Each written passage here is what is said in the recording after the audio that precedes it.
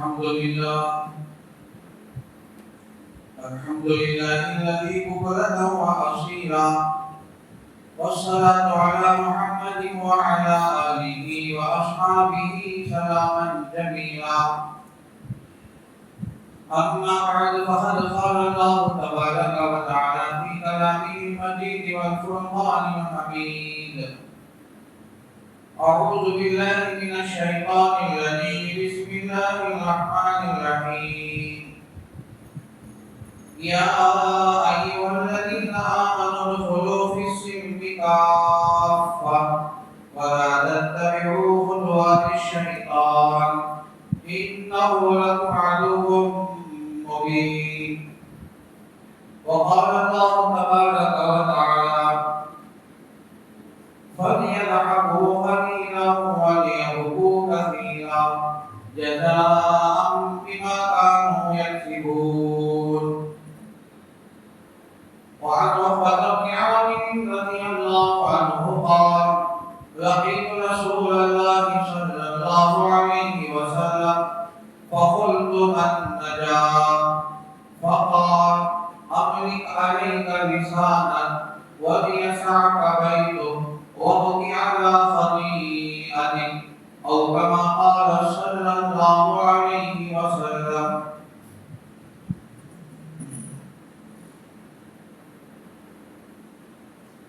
اللہ تبارک و تعالیٰ کا بے انتہا کرم احسان ہے، اسی کا فضل اور شکر ہے، اسی ذات وحدہ لا شریک نے ہم سب کو ہمارے نبی حضرت محمد رسول اللہ صلی اللہ علیہ وسلم کی امت میں پیدا فرمایا۔ درود و سلام نازل ہو ہمارے آقا تاجدار مدینہ محمد عربی محمد مصطفیٰ صلی اللہ علیہ وسلم پر، ان کے آل اور ان کے تمام اصحاب پر ہو۔ بزرگان محترم، نوجوانان اسلام، معزز سامعین،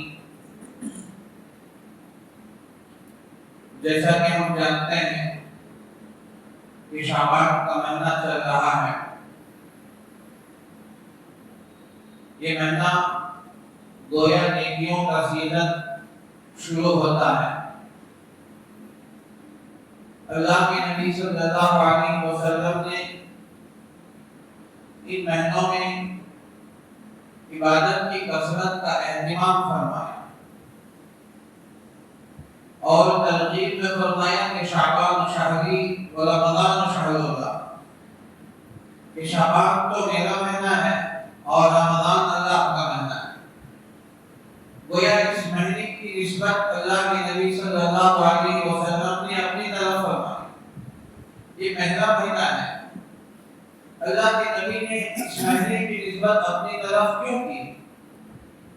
ام المؤمنین حضرت عائشہ صدیقہ رضی اللہ عنہا فرماتی ہیں، جامع ترمذی کی حدیث، مشکات کی حدیث ہے، وہ فرماتی ہیں کہ اللہ کے نبی صلی اللہ علیہ وسلم اس مہینے کے اندر اتنی کثرت کے ساتھ روزہ رکھتے تھے، کبھی کبھی آپ شعبان کا پورا مہینہ، رمضان کا پورا مہینہ، دونوں مہینے مسلسل روزہ رکھتے تھے۔ شہرین متتابعین، مسلسل 2 مہینے آپ روزہ فرماتے تھے۔ تو کبھی اکثر روزہ ہوتا تھا شعبان۔ تو شعبان کے ان دنوں کے اندر اللہ کے نبی صلی اللہ علیہ وسلم گویا صحابہ کو زبانی اعتبار سے بھی ترغیب دے رہے ہیں، عملی اعتبار سے بھی ترغیب دے رہے ہیں۔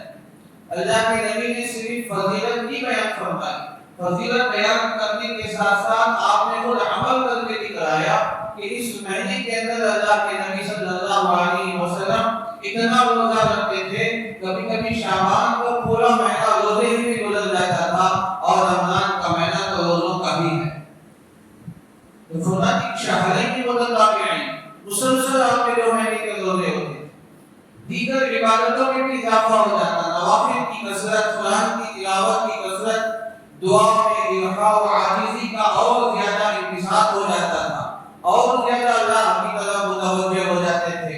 اللہ کے نبی صلی اللہ علیہ وسلم یہ سب رمضان کی تیاری کے لیے آپ اس کا اہتمام فرماتے تھے، کیونکہ رمضان کا مہینہ یہ اصل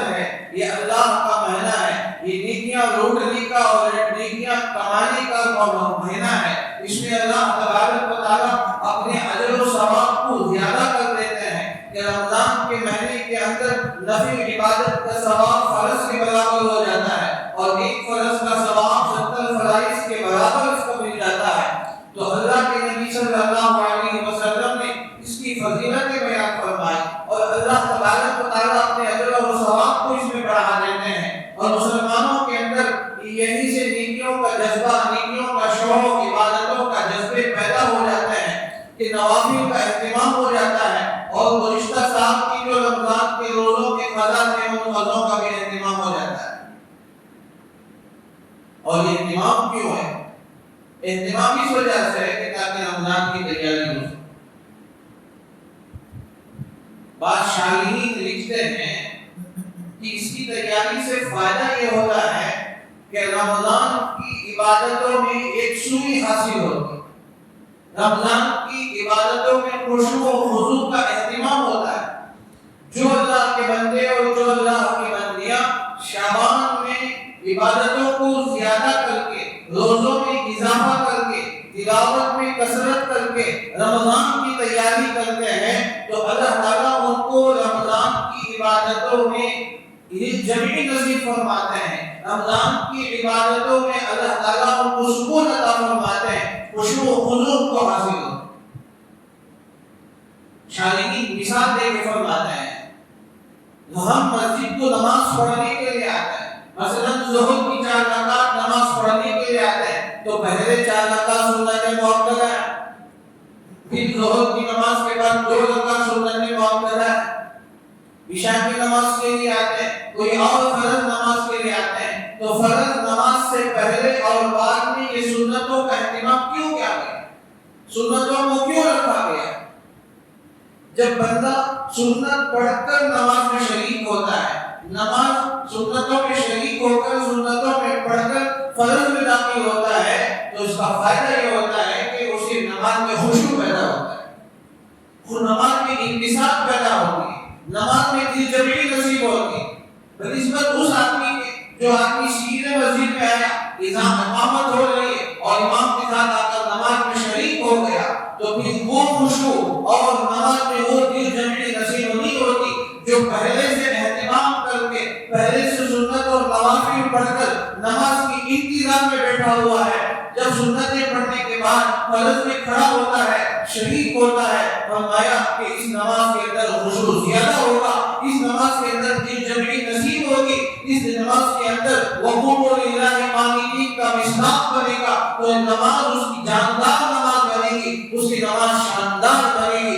اسی طرح اگر کوئی شعبان کے مہینے میں رمضان کی تیاری کرتے ہوئے تو شعبان کے اندر روزوں کا اہتمام کرتا ہے، قرآن کی تلاوت کا اہتمام کرتا ہے، تہجد کا اہتمام کرتا ہے، قرآن کی تلاوت کا اور دیگر دعاؤں کا اہتمام کرتا ہے رمضان کی تیاری کے لیے، تو اللہ تعالیٰ ایک تو یہ کہ اسے رمضان کے روزے نصیب فرمائیں گے، رمضان کی عبادتیں نصیب فرمائیں گے، رمضان کی تلاوت نصیب فرمائیں گے، رمضان کی دیگر عبادتیں بھی توفیق عطا فرمائیں گے، اور دوسری بات یہ ہے کہ اس کے اندر جمعی نصیب ہوگی، خشوع و انکسار پیدا ہوگا، عبادتوں کے اندر ذوق و شوق پیدا ہوگا، سستی کاہلی سے وہ دور رہے گا۔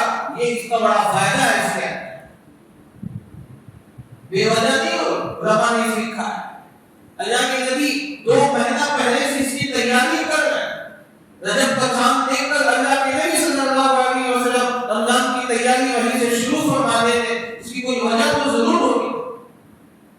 تو وجہ یہ ہے کہ رمضان کی تیاری، جو تیار ہو کر تیاری کر کے رمضان کے مہینے میں عبادت کرتا ہے، تو اللہ تعالیٰ اس کی عبادتوں میں انکسار جمعی نصیب فرماتا ہے۔ جس سے میرے دوستو اللہ تعالیٰ نے ہمیں مبارک مہینہ عطا فرمایا ہے، اور ہم ابھی سے شاہ رمضان کی تیاری کریں، روزے رکھیں، اگر ہمارے روزے قضا ہیں تو قضا روزوں کا اہتمام کر لیں، اگر کسی بندے کے ذمہ قضا نہیں ہے تو نفل روزے رکھیں، پیر کا روزہ، جمعرات کا روزہ، یا درمیان کے اگر اللہ نے توفیق دی تو روزے رکھیں، روزوں کا خوب اہتمام کریں۔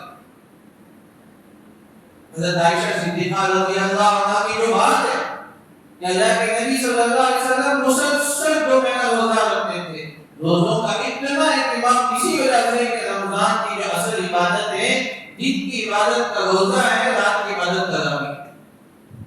تو اس لیے ہم اس زیادہ سے زیادہ ہم اس کا اہتمام کرنا چاہیے، اور قرآن کریم کی آیتیں بتا رہی ہیں ہم اس کا اہتمام کریں۔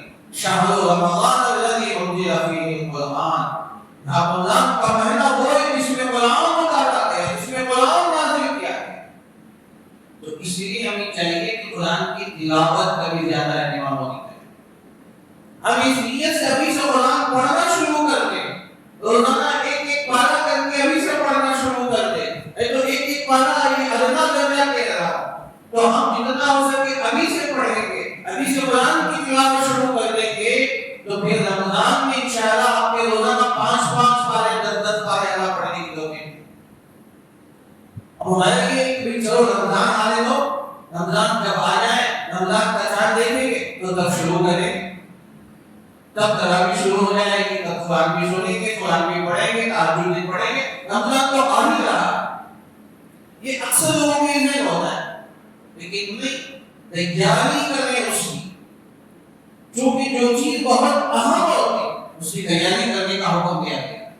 جمعے کا دن اہم ہے دیگر ایام کے مقابلے میں، تو اس لیے جمعے کی تیاری کرنے کا حکم دیا گیا۔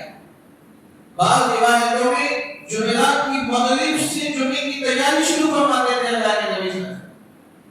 یا کم سے کم یہ ہے کہ جمعے کے دن فجر سے جمعے کی تیاری ہم شروع کریں۔ حالانکہ دیگر دنوں کے بارے میں تیاری کرنے کا حکم نہیں کیا گیا، جمعے کا دن چونکہ سید یوم ایام الجمعہ، تو تمام دنوں کا سردار جمعے کا دن ہے۔ جتنے دنوں میں سورج طلوع ہوتا ہے سب سے بہترین دن جمعے کا دن، اسی تیاری کرنے کا حکم دیا گیا۔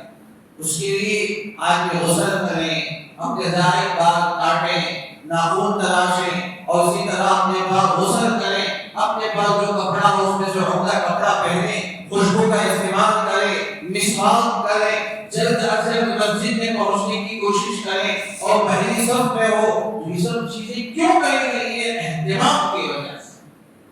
اب رمضان کا مہینہ تو سال میں ایک دفعہ آتا ہے، اس کی تیاری 2 مہینے پہلے سے، رجب کے مہینے سے تیاری، جو تیاری کرے گا وہی کام ہے۔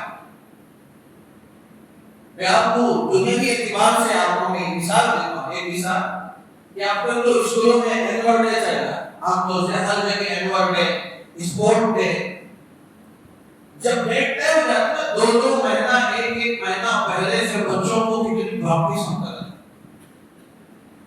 کھیل بھی بچوں کو ہم کھلاتے ہیں، اینول ڈے کے اندر، اسپورٹ ڈے کے اندر کتنی تیاری ہوتی ہے، استاد کو کتنا اسی کام میں لے جاتے ہیں، بچوں کو بھی مجبور کر دیتے ہیں، اور خوب تیاریاں ہوتی ہیں، خوب تیاریاں ہوتی ہیں، کھانا پینا آگے پیچھے ہو جاتا ہے تاکہ اچھے سے اچھا ہمارا اینول ڈے ہو جائے، ہمارے اسکول کا نام ہو، ہمارے اسکول کا نام آگے ہو، اور سب سے بہترین ہو ہمارا اینول ڈے۔ تیاری کرے دنیاوی اعتبار سے بنا نہیں، شرعی حدود کے اندر رہ کر، جس میں گانے میوزک نہ ہو، تو ایسے شرعی حدود کے اندر رہ کر کھیلنے کی اجازت ہے۔ تو ہم یہاں تیاری مہینہ پہلے سے کرتے ہیں۔ رمضان کا مہینہ جس میں اللہ تعالیٰ نصاب میں ایک دفعہ عطا فرما ہے، جس کا ایک ایک لمحہ بڑا قیمتی، ایک ایک منٹ جس کا بڑا قیمتی ہے۔ اللہ تعالیٰ کی رحمتیں، انوارات، برکتوں کا نزول ہوتا ہے، رحمتوں کی بارشیں ہوتی ہیں، تو ہم زیادہ سے زیادہ اللہ تعالیٰ کی رحمتوں کو حاصل کریں، زیادہ سے زیادہ اللہ تعالیٰ کے انوار و برکات کو حاصل کریں۔ یہ کیسے ہوگا؟ اس بندے کو زیادہ حاصل ہوگا جو پہلے سے تیاری کرتا۔ کھلاڑی میدان میں وہی کامیاب کھیلے گا جو پہلے سے تیاری کرتا ہوا آگا۔ تو اس لیے اللہ تعالیٰ نے ہمیں پہلی زندگی میں دوبارہ موقع دیا ہے، اللہ تعالیٰ ہمیں موقع دیا ہے، ہم دعا بھی کریں کہ رمضان کے مہینے تک میں پہنچ جائے، رمضان کو پورا مہینہ عافیت کے ساتھ، صحت کے ساتھ مجھے پوری روزے رکھنے کی اللہ توفیق دے، صحت بھی ہو، عبادت زیادہ سے زیادہ ہمیں کرنے کی توفیق دے، سات راتوں میں جاگنے کی توفیق دے، شب قدر ہمیں نصیب ہو جائے، رمضان کی راتوں کی عبادتیں ہمیں نصیب ہو، پورا رمضان تہجد ہمیں نصیب ہو، پوری تراویح ہمیں پڑھنے کی توفیق ہو، پورا قرآن مکمل سننے کی ہمیں توفیق ہو۔ اللہ سے مانگے، اللہ سے مل جائے، اللہ سے مانگے، اللہ تو ہی توفیق دینے والا ہے۔ کوئی توفیق نہ ہو تو اس سے بڑا بدنصیب کون ہو سکتا ہے؟ اللہ کے نبی صلی اللہ علیہ وسلم اس سے پہلے سے اس کا اہتمام فرماتے ہیں۔ ہم نے دوستوں اللہ تعالیٰ نے بھی موقع دیا ہے تو ہم ابھی سے روزوں کا اہتمام، دیگر عبادتوں کا اہتمام کریں، گناہوں کو چھوڑیں، گناہوں سے توبہ استغفار کریں۔ گزشتہ جمعہ میں نے جو حدیث بھی پڑھی اور آج کے جمعے میں نے وہی حدیث پڑھی۔ حضرت عقبہ ابن عامر رضی اللہ عنہ حدیث کے راوی ہیں، جامع ترمذی کے حدیث ہے، مشکات کے حدیث ہے۔ حضرت عقبہ ابن عامر رضی اللہ تعالیٰ عنہ اللہ کے نبی صلی اللہ علیہ وسلم سے ملاقات کی، فرمایا لقیت رسول اللہ صلی اللہ علیہ وسلم، میں نے اللہ کے نبی صلی اللہ علیہ وسلم سے ملاقات کی، فقلت تو میں نے کہا من نجا، اے اللہ کے نبی آپ بتا دیجیے کہ نجات کس میں ہے؟ اس سوال جو کرتے ہیں صحابہ کے شوق کی وجہ سے، صحابہ ہمیشہ کامیابی نجات کو چاہتے تھے، دنیا و آخرت کی فلاح و بہبودی کو چاہتے تھے، آخرت کی کامیابی ہمیشہ ان کے سامنے ہوتی تھی، اس لیے وہ ہمیشہ موقع پر موقع صحابہ کرام اللہ کے نبی صلی اللہ علیہ وسلم سے سوالات کرتے تھے، یا رسول اللہ نجات کس میں ہے اور خوش قسمتی کس میں ہے؟ کون سے اعمال جنت میں لے کر جانے والے ہیں؟ کون سے وہ اعمال جہنم سے بچانے والے ہیں؟ کون سے وہ اعمال جو اللہ کا قرب پیدا کرنے والا ہے؟ تو صحابہ کرام کے ذہنوں میں یہ سوالات آتے تھے تو اللہ کے نبی صلی اللہ علیہ وسلم سے سوال کرتے تھے تو اللہ کے نبی صلی اللہ علیہ وسلم اس کا جواب ملامت فرماتے۔ حضرت عقبہ ابن عامر جلیل القدر صحابی ہیں، وہ فرماتے ہیں فلقیت رسول اللہ صلی اللہ علیہ وسلم، اللہ کے نبی صلی اللہ علیہ وسلم سے ملاقات ہوئی، وہ میں نے پوچھا فقلت من نجا، اے اللہ کے نبی آپ فرما دیجیے کہ نجات کس میں؟ سوال کتنا مختصر، سوال کتنا جامع، اور جواب بھی اللہ کے نبی صلی اللہ علیہ وسلم بہت ہی مختصر۔ آپ نے 3 باتیں ارشاد فرمائی، پوری 3 باتیں ہوئے پوری زندگی۔ سوال کتنا جامع تو اللہ تعالیٰ نے ان کے ذہنوں کو اللہ نے قبول کر لیا، ایسے سوال کرتے تھے قیامت تک آنے والے سارے لوگوں کا اس میں مسئلہ ہے۔ من نجا، نجات کس میں؟ نجات کس میں مل جائے؟ تو اللہ کے نبی صلی اللہ علیہ وسلم نے ارشاد فرمایا کہ نجات 3 چیزوں میں، علی کا لسان، اپنی زبان کو کنٹرول کر لو، اپنی زبان کو قابو میں رکھ لو، کامیاب ہو جاؤ۔ گزشتہ جمعہ اس سلسلے میں بات آ چکی، زبان اگر آدمی قابو پا گیا، زبان کنٹرول میں، تو آدمی جنت میں جائے۔ اسی زبان کی وجہ سے آدمی جہنم کی گہرائی میں پہنچتا ہے۔ اللہ کے نبی صلی اللہ علیہ وسلم نے ارشاد فرمایا کہ کوئی بندہ زبان سے کوئی ایک ایسا جملہ نکالتا ہے، وہی جملے کی وجہ سے آدمی جنت کے اعلیٰ درجوں میں پہنچ جاتا ہے، اور کبھی اسی زبان سے آدمی کوئی ایسا جملہ نکالتا ہے کہ وہ جملہ اسے جہنم کی گہرائی میں لے کر چلا جاتا ہے۔ لقمان حکیم کا نام آپ نے سنا ہوگا، اللہ نے قرآن میں منتظر فرمایا، اور ایک سورت کا نام سورۃ لقمان ہے، 21ویں پارہ۔ بڑی حکمت کی باتیں ہوتی تھیں، وہ بڑے کالے کلوٹے تھے، حبشی تھے، کسی کے غلام تھے، لیکن اللہ نے ان کی زبان کی حکمت کو جاری فرما دیا، اس لیے لقمان حکیم ان کو کہتے ہیں۔ ان کے بارے میں لکھا ہے کہ وہ جس آقا کے پاس کام کرتے تھے وہ غلام تھے، تو آقا نے ایک مرتبہ کہا بھائی وہ لقمان ایک جانور ذبح کرو، ایک بکری ذبح کرو، اس میں جو سب سے بہترین عضو ہے وہ کاٹ کر پکا کر مجھے کھلاؤ۔ لقمان حکیم نے کہا ٹھیک ہے، وہ ہے بکری کو ذبح کیا، اس کی زبان کو کاٹا اور اسے پکا کے آقا کے سامنے پیش کیا۔ چند دن گزر گئے، پھر چند دن کے بعد وہی آقا نے لقمان حکیم سے کہا کہ بھائی آج ایک جانور ذبح کریں اور اس کا جو سب سے بہترین عضو ہے اس عضو کو کاٹ کر مجھے کھلاؤ۔ تو پھر وہ گئے، جانے کے بعد بکری کو ذبح کیا، اس کی زبان کاٹ کر سے شوربہ بنا کے پھر آقا کے سامنے پیش کیا۔ آقا حیران کہ بھئی سب سے بہترین گوشت میں کھانا چاہتا تھا تو وہ تم نے زبان دی اور یہ سب سے بہترین کی زبان ہی دے رہا۔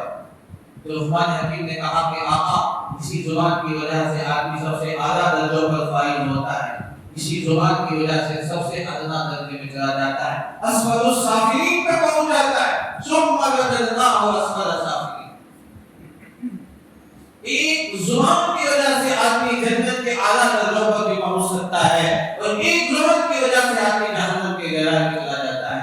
ایک زبان سے ہم کسی کو خوش کر سکتے ہیں، کسی زبان سے ہم کسی کی دلوں کو توڑتے چلے جاتے ہیں، قینچی کی طرح ہم کاٹتے چلے جاتے ہیں، دلوں کو ہم ٹکڑے ٹکڑے کر دیتے ہیں، تو زبان کے اندر اتنا پاور بنانے لگتا ہے۔ اچھی بات کرو تو آدمی خوش ہو جائے، بری بات کرو تو آدمی کے دل ٹوٹ جائے۔ لیکن زبان ہے، اللہ کے نبی نے فرمایا اپنی خلیل کا رسالت، اپنی زبان کو کنٹرول میں رکھو، اپنی زبان کو قابو میں کر لو، تم کامیاب ہو جاؤ گے۔ اللہ کے نبی صلی اللہ علیہ وسلم نے پہلی بار ارشاد فرمایا۔ دوسری بات ارشاد فرمایا وَإِذَا سَعَكَ بَيْتُكَ، اپنے گھر کے اندر رہو، اپنے گھر کے اندر رہو، گھر سے باہر بلا ضرورت مت نکلو، ضرورت پڑنے پر باہر نکلو، اسی کے باہر نکلو گے زمانہ ایسا آئے گا، فتنوں کا زمانہ ہوگا، آدمی فتنے کے اندر مبتلا ہو جائے گا، گھر سے نکل رہا ہے ایمان کی حالت میں، گھر کو واپس آ رہا ہے کفر کی حالت میں۔ اب تو وہ زمانہ نہیں رہا، گھر کے اندر ہے، کمرے کے اندر گیا، لیپ ٹاپ کے سامنے بیٹھا تھا، مومن تھا، لیپ ٹاپ 1 گھنٹے کے بعد بند کیا تو ایمان خالی ہو گیا۔ اب تو یہ زمانہ آ چکا ہے۔ گھروں کے اندر وہ اپنے بچوں کو حفاظت کریں۔ حضرت نبی صلی اللہ علیہ وسلم نے بلا ضرورت باہر گھومنے سے منع فرمایا، بلا ضرورت ادھر ادھر چکر لگانے سے منع فرمایا۔ گھروں کے اندر رہنے کا اہتمام کریں، گھر یہ امن کی جگہ ہے، سکون کی جگہ ہے، اپنے گھر والوں کے ساتھ، اپنی فیملی کے ساتھ رہو، اپنے بچوں کے ساتھ رہو، تمہارا ایمان بھی محفوظ رہے گا، تمہارے اعمال بھی محفوظ رہیں گے۔ گھروں کے اندر رہو، گھر کے کام کاج کرو، اور بقیہ وقت میں نماز عبادتیں بھی گھروں کے اندر کرو، قرآن کی تلاوت کرو، گھر کو عبادتوں کے ذریعے آباد رکھو، گھر کو ذکر خانہ بناؤ، گھر کو نماز گاہ بناؤ، گھر کے اندر عبادت خانہ۔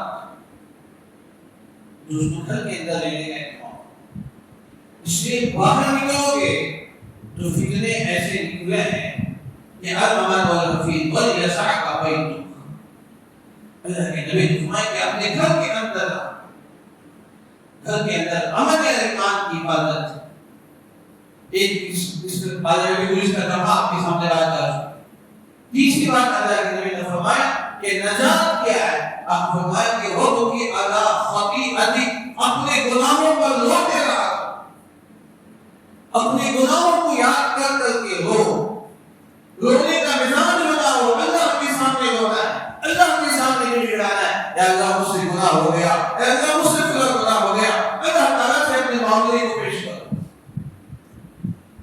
رونے کا مزاج بنا ہے۔ آج رونا تو بہت دور کی بات، ہمیں رونے جیسی صورت بھی نہیں آتی۔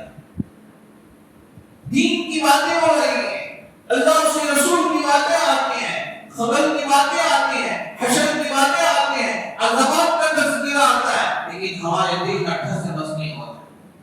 کیوں؟ گناہوں کی کثرت کی وجہ سے ہمارے دل سخت ہو چکے۔ ثم قست قلوبکم من بعد ذلک، ہمارے دل اتنے سخت ہو گئے، سخت و پتھر تو بہتر ہے کہ ان سے پتھر سے پانی پھوٹ کر نکلتا ہے، چشمے پھوٹ کے نکلتے ہیں، اور وہ خوف خدا سے لما یحبط من خشیۃ اللہ، اللہ کے خوف سے پتھر اوپر سے نیچے لڑک کر گر جاتا ہے۔ لیکن ہمارے دل ایسے اتنے سخت ہو گئے، الامن والحفیظ، مسجد میں بیٹھے ہوئے ہیں کہ وہاں ہنسی کی محفل ہے، مسجد میں بیٹھے ہوئے ہیں دنیا کی باتیں ہیں، مسجد میں بیٹھے ہوئے ہیں دنیا کی باتیں ہیں، کوئی آخرت کی فکر نہیں رہی۔ اس سے بڑھ کر المیہ یہ ہے، قبرستان میں کھڑے ہیں، تدفین ہو رہی ہے، اپنے ہی ایک بھائی کو، اپنے خاندان کے ایک فرد کو، اپنے معاشرے کے ایک مومن بھائی کو اپنے ہاتھوں سے ہم مٹی کے حوالے کر رہے ہیں۔ میرے دوستو، وہاں جماعت کر دنیا کی باتیں ہو رہی، ہنسی کی باتیں ہو رہی۔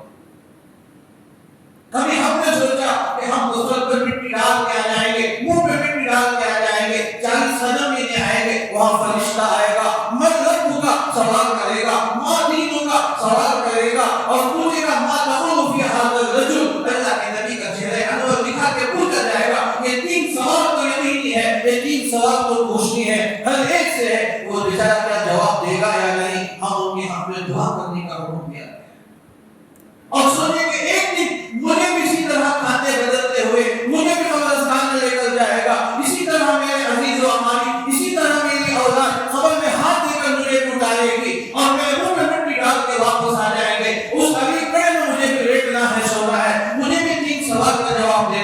ایسے قبرستان میں جا کر بھی اگر قبر کی یاد نہ آئے تو پھر کہاں یاد آئے؟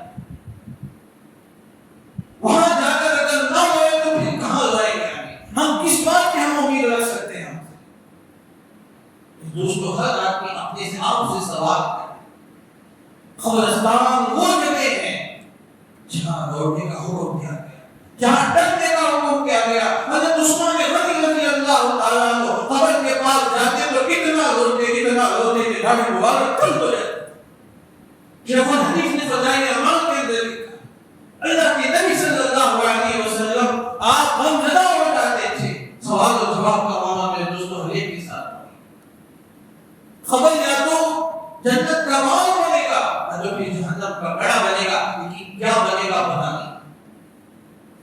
یہ خبر رکھنے کے بعد پتہ چلے گا، سوال جواب کی جواب دینے کے بعد پتہ چلے گا کہ میرا خبر جنت کا باغ بن رہا ہے یا جہنم کا گڑھا بن رہا ہے۔ وہاں جنت کے بستر آئیں گے یا سانپ بچھو کا بسیرا ہوگا۔ امان پر یہ ہم صرف سننے کے لیے، یہ کوئی نئی حدیث میں آپ کو نہیں پیش کر رہا۔ بات خاص ہوتا ہے، وہاں سانپ مسلط کر دیے جائیں گے، اجگرے مسلط کر دیے جائیں گے، ایک ایک بچھو مسلط کر دیا جائے گا، پیر سے کاٹنا شروع کریں گے، سر سے کاٹنا شروع کریں گے، دونوں آکر کمر میں جمع ہو جائیں گے اور ایک مرتبہ وہ پھونک کو مارے گا، 70 زمین تک دبے دھر جائے گا، اور ایک مرتبہ اگر وہ زمین میں پھونک کو مارے قیامت تک گھاس نہیں ہوگی۔ خبر روزانہ کہتی ہے کہ میں کیڑے مکوڑوں کا گھر ہوں، میں غربت کا گھر ہوں، میں تنہائی کا گھر ہوں۔ ہمیں وہ حدیث یاد نہیں آتی، عمل ہو رہا ہے، تدفین ہو رہی ہے۔ کتنے مسلمان ہیں بلکہ اکثر معافی نے اکثر یہ حال ہے، جماعت دن کر باتیں کر رہے ہیں۔ اس لیے ہمیں گناہوں سے رونے کی ضرورت ہے۔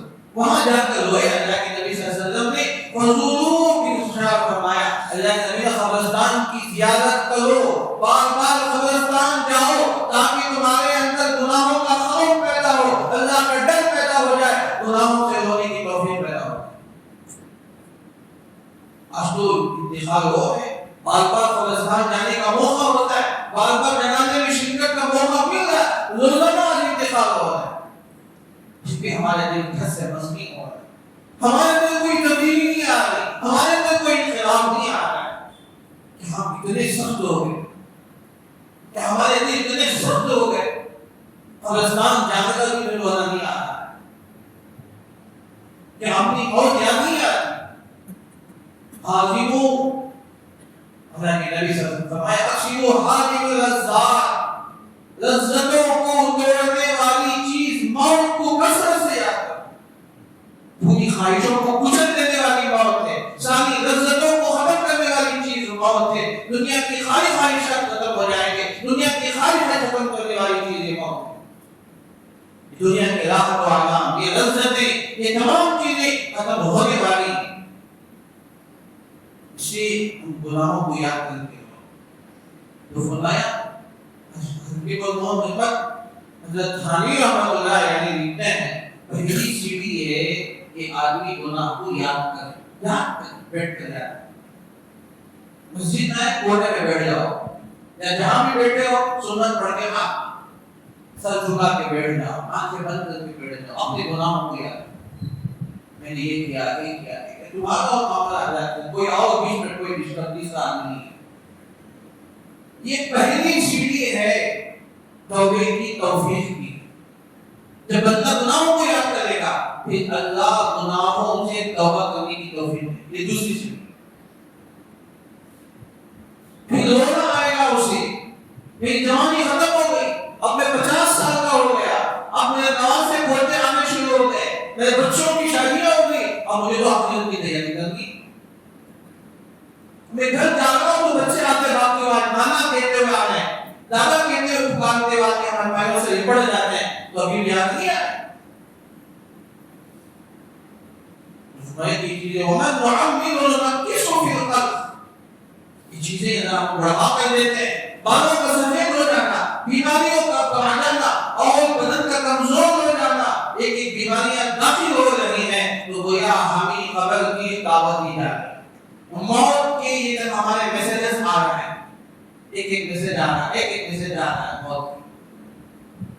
آگاہ ہو جاؤ، پہلا میسیج بال سفید ہو گئے، ہاتھوں میں کمزوریاں آ گئی، بینائی کم ہو گئی، دوسری تیسرے میسیجز آ رہے ہیں، ایسے نہیں آ رہے۔ تمام چیزیں تو ہم اپنے گناہوں پر جاتے ہیں۔ حضرت تھانوی فرماتے ہیں کہ ہم موت کا مراقبہ کریں، مراقبہ موت کریں، تو جس سے آدمی کا دل نرم ہوگا، دل کے اندر سے مساوت ختم ہوگی، دل کی سختیاں دور ہوگی۔ جب دل کی سختی ختم ہوگی تو رونا آئے گا، پھر اپنے گناہوں کو یاد کر کے روئے گا۔ میرے دوست، گناہ کو یاد کر کے اگر ایک آنسو بھی گر گئے، اللہ اس کی برکت سے گناہ معاف فرمائے، جہنم اس کے اوپر حرام ہو جائے۔ لیکن ہم اس کے لیے تیار نہیں، اس لیے مبارک مہینہ سامنے آ رہا ہے، بلکہ شعبان کا مہینہ یہ خود مبارک مہینہ ہے، اللہ کی طرف متوجہ ہونے کا مہینہ ہے۔ وہ کی اللہ خطیئتی نجات جس میں ہے کہ اپنے گناہوں پر رویا کرو، اپنے گناہوں پر رو، فَلْيَضْحَكُوا قَلِيلًا وَلْيَبْكُوا كَثِيرًا، ہنسو کم، رو زیادہ۔ آج ماحول تو بالکل الٹا ہے، صرف ہنستے ہیں، رونا کبھی نہیں ہے۔ فَلْيَضْحَكُوا قَلِيلًا وَلْيَبْكُوا كَثِيرًا، زیادہ سے زیادہ روئے اور بہت کم ہنسا کریں۔ دوسرے پہ دوستوں اللہ تعالیٰ نے ہمیں موقع عطا فرمایا، رمضان کا مہینہ آ رہا ہے تو گناہوں سے توبہ استغفار کریں، اللہ کی طرف متوجہ ہو جائے، رجوع اللہ ہو۔ ابھی سے ہم تیاری کریں، گناہوں کو یاد کر کے روئیں، اللہ کی طرف متوجہ ہو جائے، اور روزوں کا اہتمام کریں، نماز کی تلاوت، نمازوں کا تلاوتوں کا اہتمام کریں۔ تو اللہ کے نبی صلی اللہ علیہ وسلم نے فرمایا کہ ان تین چیزوں میں نجات ہے۔ ایک ہے کہ اپنی زبان کو قابو میں کر لیں، کنٹرول کر لیں، اور اپنے گھر کے اندر زیادہ سے رہا کریں، باہر بلا ضرورت نہ نکلیں، اس سے فتنے داخل ہونے کا اندیشہ ہے۔ اور تیسری بات فرمایا کہ اپنی گناہوں پر رویا کریں۔ یہ تین چیزیں میرے دوستو، یہ زندگی کا گویا معنی ہے، یہ گویا زندگی، گویا پوری زندگی اسی میں، یہ تین چیزوں کا اگر آدمی 100% عمل کر لیا، اس کی زندگی بدل جائے گی، آخرت سنور جائے گی، آخرت بن جائے گی، قبر کا مسئلہ حل ہو جائے گا، توبے کی توفیق ہو جائے گی، موت کے وقت کلمہ نصیب ہوگا، ہمارا قبر جنت کا باغ بنے گا، پھر قیامت کے دن عرش کا سایہ ہمیں نصیب ہوگا، اور بغیر حساب و کتاب کی انشاءاللہ جنت میں جائیں گے۔ اللہ تعالیٰ سے دعا کیجیے کہ اللہ تعالیٰ مجھے آپ تمام کو سنی والوں سے زیادہ عمل کرنے کی توفیق عطا فرمائے، اللہ تعالیٰ ہم سب کو نجات کے اسباب پیدا فرمائے، اللہ کی طرف متوجہ کر توبہ استغفار کرنے کی توفیق عطا فرمائے، رمضان کی خوب سے خوب تیاری کرنے کی ہمیں توفیق عطا فرمائے، ایمان کا خاتمہ فرمائے، آمین، آخر دعوانا الحمدللہ رب العالمین۔